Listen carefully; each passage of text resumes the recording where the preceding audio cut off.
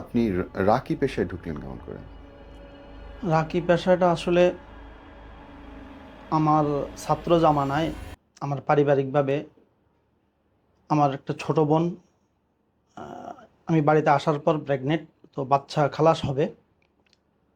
বাচ্চা খালাসের সময় অবার হয়ে যাচ্ছে। হুম। তো তখন আমার নানু জীবিত ছিল, আমার ভগ্নিপতি আলেম। উনি বলতেছে ওনাকে ডাক্তারের কাছে নিয়ে যে হসপিটাল নিয়ে যাবে। জি। তো নানু বললো যে না, উনি একটু ব্যতিক্রম ধর্মী ছিল। হুম। বললো, না আমি আমার নাতিনকে দিব না।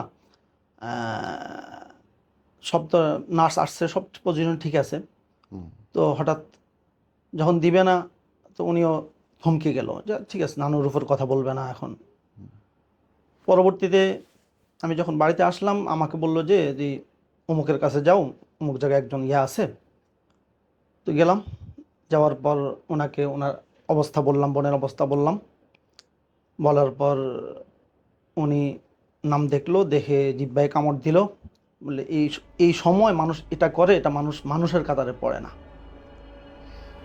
তো উনি ওনার তদবিরগুলো দিল। দেওয়ার পর আমি আসলাম, নিয়ে আসলাম, 10 মিনিটের ভিতরে বাচ্চা খালাস হয়ে গেল।